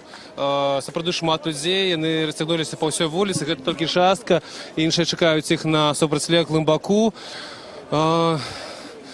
І некалькі сотняў, расцягнутая на некалькі сотняў метраў, і не бачна, пакуль мы нават не бачым канца гэтай калёны.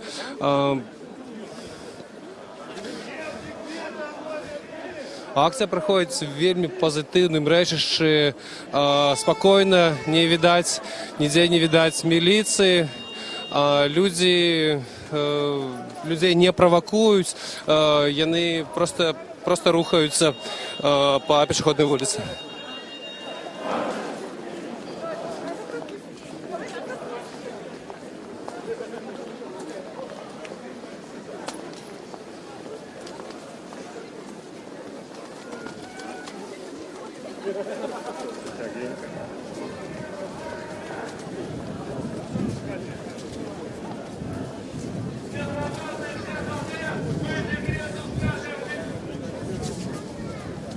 Добрый день, это Рада Свобода. Скажите, вы идете с площади от гарвыканкама ці долучилися до людей на улице? Нет, с площади. Да. Ага. Як оцениваете то, что отбывается зараз у Бересте? Ну, я считаю, что это здорово. Люди объединяются, готовы сказать нет тому, что творится у нас. Я думаю, это здорово. Надеюсь, что будут какие-то перемены.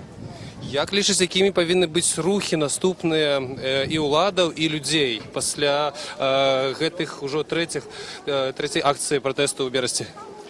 Какие рухи уладов? Ну, я сомневаюсь, что какие-то будут рухи. Но, однако, хотя бы то, что они увидят то, что люди могут выражать свое мнение. Они могут сказать нет. Я считаю, что... Надеемся, что будет все нормально. Добрый день. Это Радио Свобода, но просто ретрансляция. Ви так само удільник руху чи просто Мінака? Ви ведаєте, треба починати, высказывать свое мнение, что мы центр Европы, говорили когда-то, да? Ну, а у нас как будто мы, блядь, тут, извините, не мы, да. Как будто у нас тут, вот сами видите, люди вышли просто высказывать свое мнение. Вот я гуляю, ребенок должен приучаться знать, что мы центр Европы и должны жить по европейским, демократическим каким-то там нормам, стандартам. Вот и все. А вы гуляли тут у центре, ці адмыслова пришли на этот марш? Ну, конечно, адмыслова, что мы пришли на этот марш, потому что, я всех соседей своих говорю, ребята, приходите, если вы хотите прогуляться, приходите, высказывайте свою позицию, это нормально. Мы же не какие там, понимаете, хрен знает где у нас, правильно? Все, давайте. Як суседи? Суседи все пошли, сейчас народ просто весь так живет, что всем хреново, что все выходят. В следующий раз будет больше. То поки ще думаєте притягнуться? Конечно, конечно, конечно. Народ, я с кем-нибудь, понимаешь, ходишь, общаешься, все так в таком... Я в Турции был, они тоже там Эрдогана своего выбирали. Я говорю, вы балбесы, блин, посмотрите, будете как у нас. Вот то же самое у них. Все, давайте. Дякую, дякую велике. Як уже казали, вельмі шмат на акцію прийшло людей з дзецьмі, сім'ями виходять і розглядають його не марш, а як прогулку, у часі якої вони заявляють про, показують свій голос.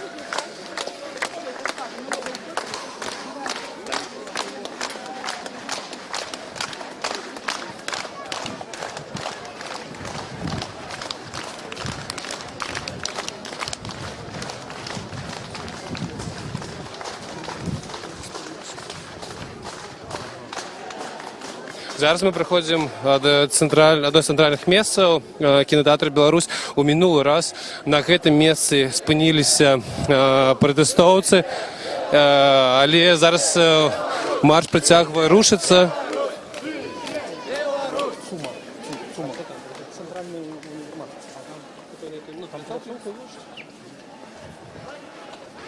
І людзі ідуць у бок ЦУМа, на пляцоўцы перад крамай. Яны збіраюцца сабрацца, гэта пакуль вось гэта мэта гэтага маршу.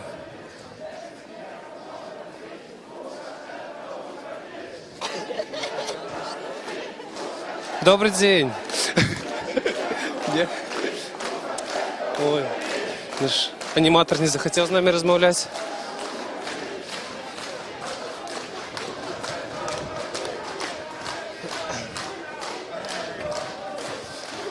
Берестейцы, не удзельнікі, а просто відавочцы гэтага маршу здымаюць на тэлефоны і праходзіць увесь гэты марш вельмі ў спакойнай атмасферы.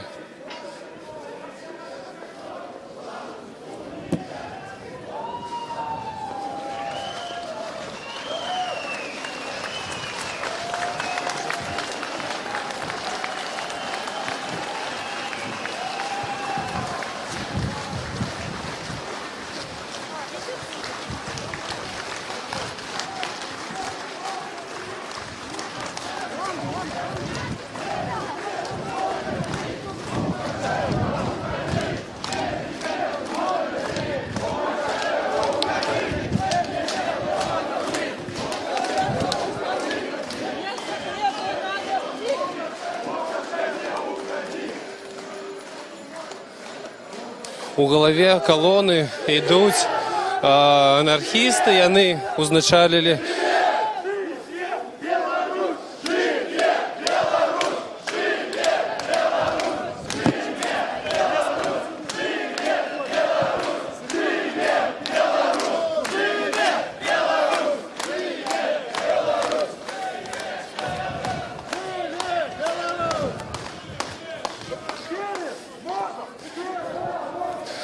марш, який пачынаўся з мітынгу у 200-300 чалавек, перарос у прынамсі тысячную дэманстрацыю па цэнтры Гомля. Максим Філіпович дык увогуле кажа, што Берасці пераплюнула, пераўзышло па колькасці удзельнікаў маршу Берасці, перайшло ў Гомель.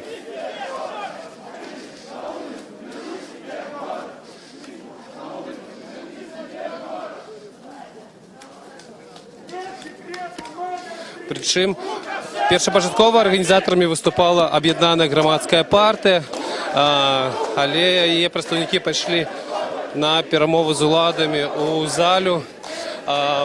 Пакуль паляцоўка перад гарвыканкамам пуставала, яе ўзначалілі анархісты, якія зараз вядуць берасцейцаў да універмагу праз цэнтральныя вуліцы Берасці.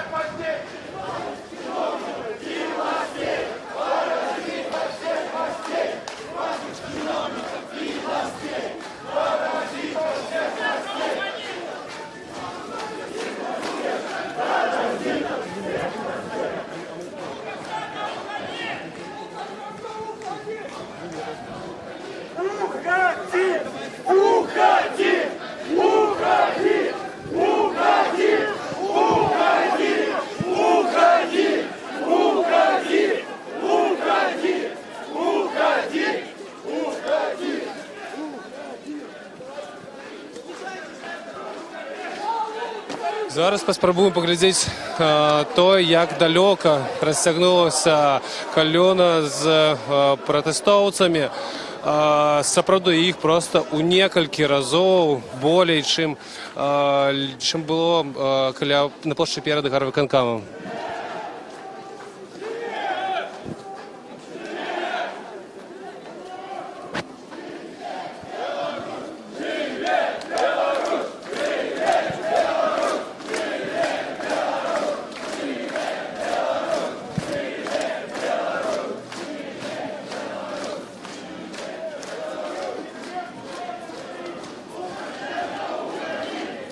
Калёна рушыцца даволі хутка і расцягнутая па ўсёй вуліцы. Зараз спрабуем дагнаць ейную калону. І тут, відаць, заканчваецца пешаходная частка горада і падыходзім да ЦУМа, да берасейскага ЦУМа.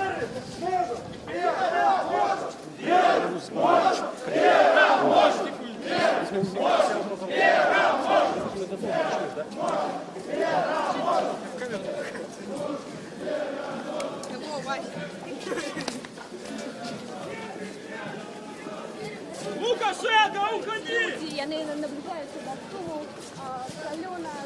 Зараз мы пересекаем проездную частку.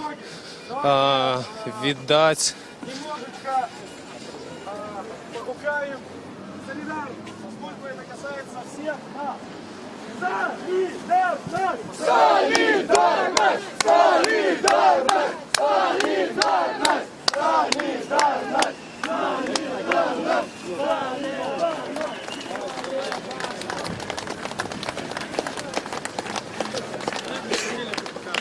Тут становится вельмі горача у... Уходи! Нет декрету номер 3! Лукашенко, уходи! Нет декрету номер 3! Лукашенко, уходи! Нет декрету номер 3! Лукашенко, уходи! Граждане, сейчас мы покажем, что мы настроены решительно. Давайте символически, на 3 минуты, заблокируем проспект!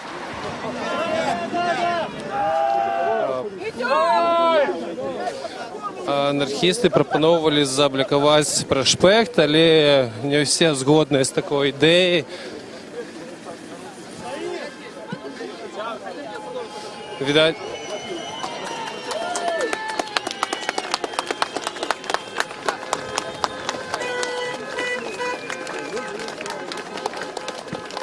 аднак не ўсе прыпыняюцца, людзі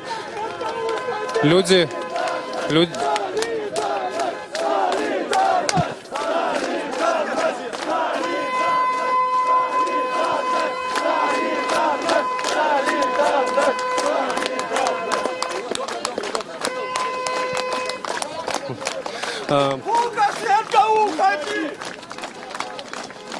Лукашенко, уходи! Нет декрету номер 3! Лукашенко, уходи! Нет декрету номер 3! Уходи! Нет декрету номер 3!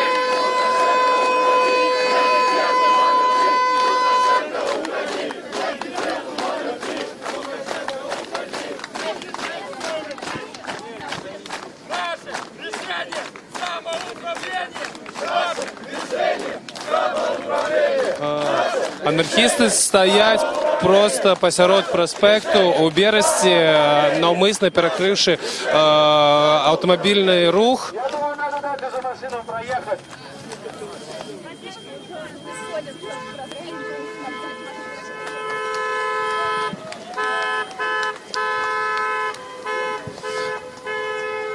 Анархисты, все как один, вместе!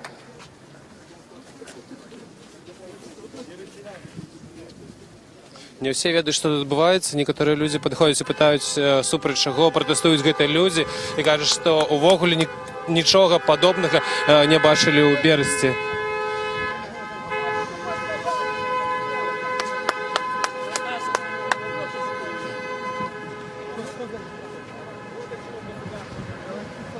Добрый день, гэта Рада Свабода, просто в трансляции. Скажите, как вы стали удельником и ці чакали?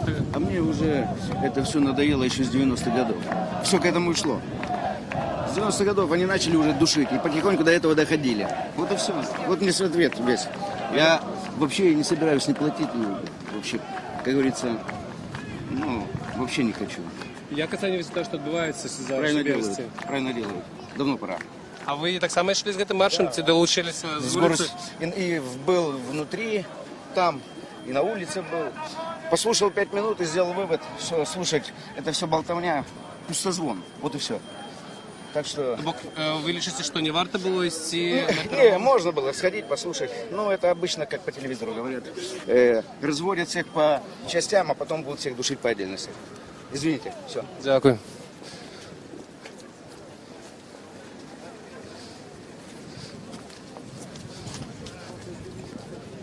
Каля ЦУМа у центрі Берестя організується імпровізована трибуна, якою займаються анархісти.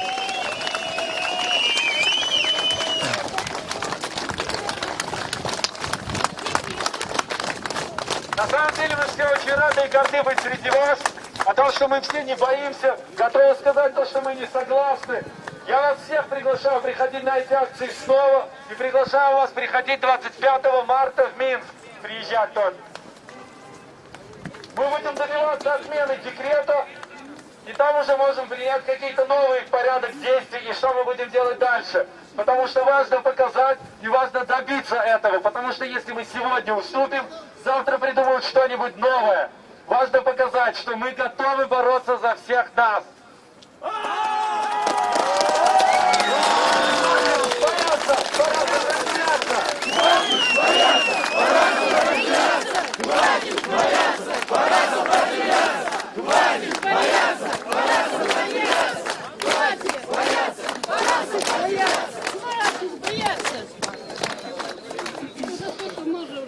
Сотні людей вже зібралися на площі, але люди працягваюць підтягуватися. Тут сапраўды нашмат бо людей за тую колькасць, якая стартавала ад будынку гарвыканкама, і все займаюць гэтую плошчу перад ЦУМам. В целом, я думаю, акция, наверное, закончена. Всем спасибо. Спасибо вам!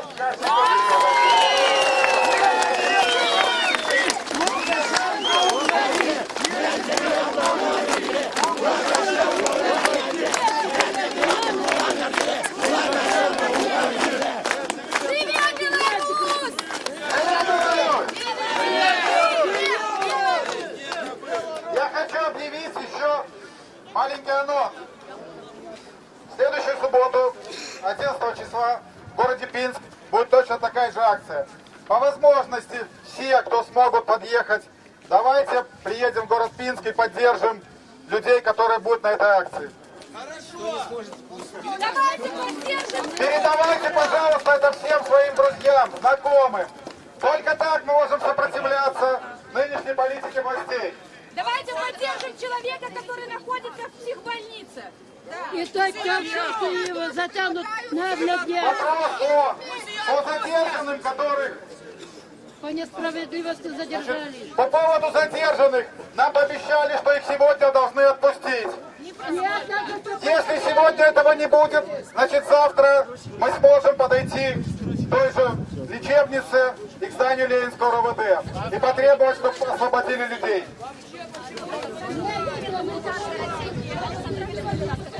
Завтра пошли сегодня.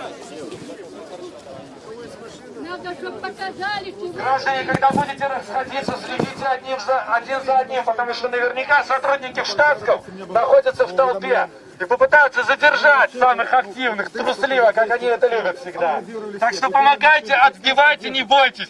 Мы сегодня показали, что мы можем это сделать, что они нам не хозяева. Но люди нас поддерживают. Після маршу праз центр города Александр. Можна слово для Рады Свобода? Скажите, ці различивали вы менавіта на такие сценарии сегодняшней акции? На самом деле нет. Я не знал, потому что у меня несколько дней не было на связи, я не знал, что вызвали чиновников на разговор. Для меня это была новость. Вот. Я не знал, что будут призывать чиновника на улицу. Я считаю, что это не надо было. Потому что люди в большинстве своем они не готовы с ним говорить. Был бы крик, шум, гам. Вот. И вообще, если был такой сценарий, лучше было бы, чтобы люди, готовые к разговору с чиновником, то есть юридически грамотные и так далее, шли с ним и разговаривали. А остальные люди участвовали непосредственно на самой акции. Колькасць людей, яка удзельнічала сёння ў акцыі, ці гэта самая вялікая была за все протесты у Бересте? В Бресте больше 50, как мне говорят, никогда не собиралось. Вот, поэтому я удивлен. Как все говорят, что Брест такой вялый город, ватный город, там граница и так далее, никого ничего не волнует. Но посмотрите, посмотрите, какая поддержка людей. Автомобили сигналят, с балконов кричат. Люди, которые не участвуют в самой акции, не идут и аплодируют. То есть поддержка, конечно, достаточно серьезная. И скажите, это можно сказать, что одна из самых массовых акций у Бересте апошняго часу? Да, это одна из самых массовых, но надеюсь, что не последняя. Дякую велике. Так само у нас есть информация от Артура Фінкевича наконт Наталії Попкової, яку затримали, яка знаходиться зараз у психологічній лічебниці. Скажіть, будь ласка, що відомо про її? Так, мы сегодня у нее были за годину до гэтага маршу. Так, нас не хотели пускать, але пасля размовы з галоўврачом ён все ж таки нас пустил, дал короткое споткание на 10 хвилин. Она абсолютно нормальная, адекватная. Я не виноват ни одной, никаких леков не давали, тому она абсолютно никаких препаратов не уживая, ежи она не прямая, она голодует. Вось, як протестуе супраць гэтага гвалтоўнага затрымання, сказала, што нібыта была заява суседзяў, нібыта вось на тое, што ў яе была спроба суіцыда там паміж маршамі дармаедаў. И под подписом прокурора города Бересця была перададзена санкцыя кіраўніку гэтай лекарні. Кіраўнік лекарні сказаў, што заўтра яе адпусцяць. Заўтра 11 будзе камісія, пасля 11 яе павінна выпусціць. Не даюць ніякіх лекаў, нічого. Она абсолютно нормальная, была вельмі рада бачыць іх, усміхалась, вельмі задоволена. Тому я думаю, что мы ці у панядзелак тут, ці можа ўторак у Менску пройдем невялічкую прэс-канферэнцыю, запросім журналістаў. Дякую вялікі. Як бачна зараз, большасць людзей ўжо разышліся з плошчы перад сумам. Закликали людей приходить на акцию протесту у наступную суботу у Пінску і на акцію з нагоди Дня волі 25 сакавіка у Менску.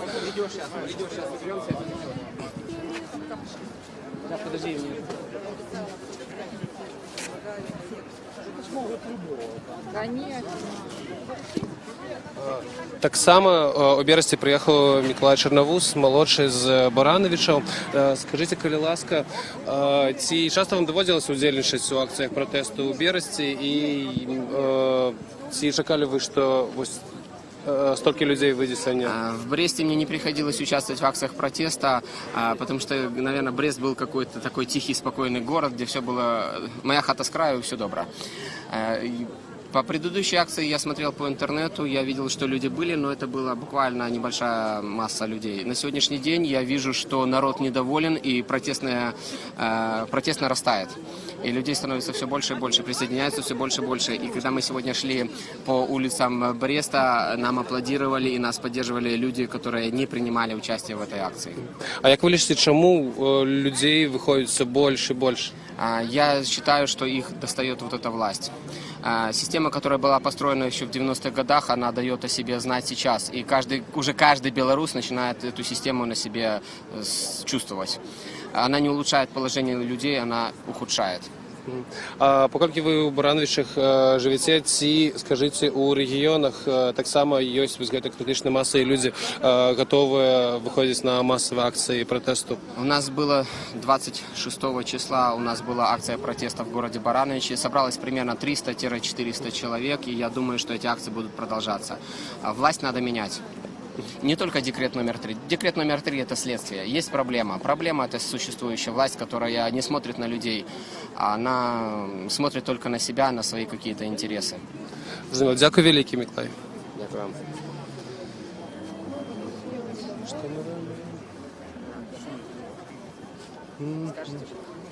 Хочешь сказать, что нет? Ну что, да, мы в машину. Что мы шукаем? Саша.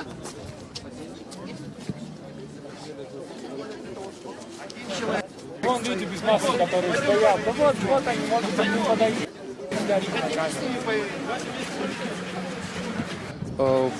Покуль разыходятся удельники.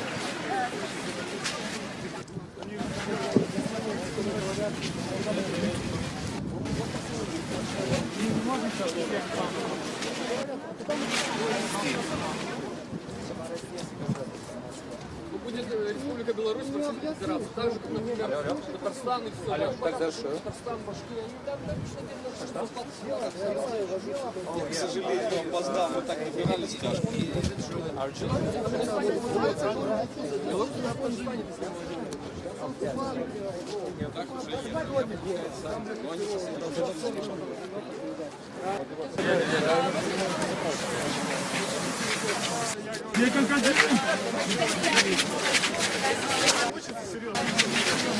Покуль разыходяться люди, некоторые застаюцца і, напрыклад, некалькі чалавек размаўляюць з блогерам Максимом Філіповічам, а таксама мы тут сустрэлі Миколая Козлова.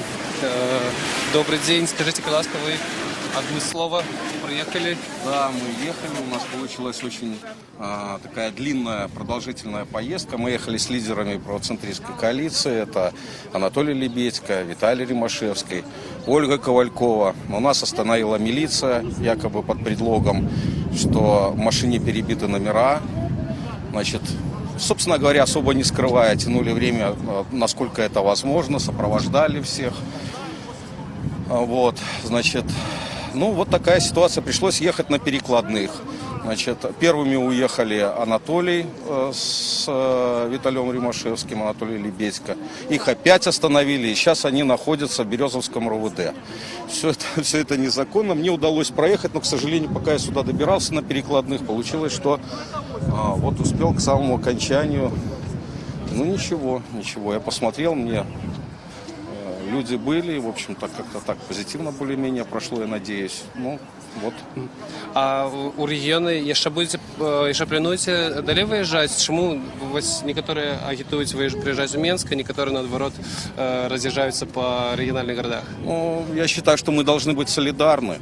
Поэтому, если есть такая возможность, то каждый человек должен ехать и показывать демонстрировать свою солидарность тем, что приезжать вот и в малые города, и в областные города.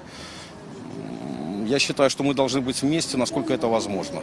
Поэтому, конечно, мы будем выезжать и будем солидарны. Дякую великий, Петр Миколаевич. Спасибо вам.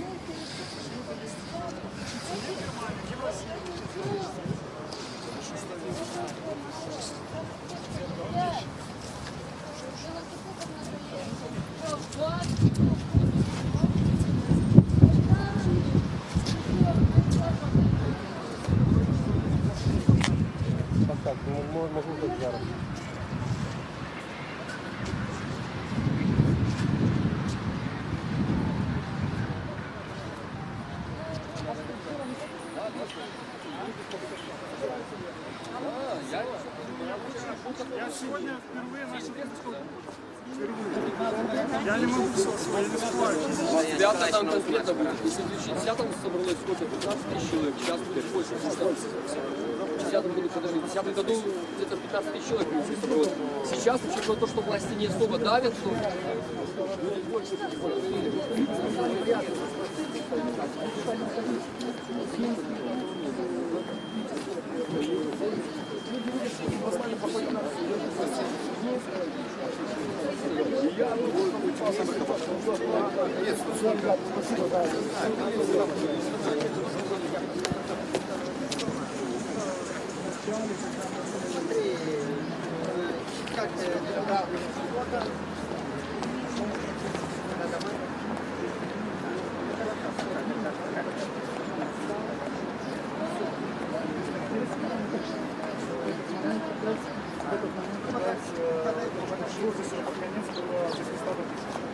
В целом пик до 1200. Гэта была наўпроставая трансляцыя радыё Свабода з маршу недармаедаў у Берасці. Тут удзельнічала ў маршы недармаедаў да 1200 людзей па падліках Максіма Філіповіча. І на гэтым мы завяршаем. Мы будзем адсочваць інфармацыю пра анархістаў, якія нечакана ўзначалілі гэты марш, а таксама за далейшымі маршамі недармаедаў па ўсёй краіне.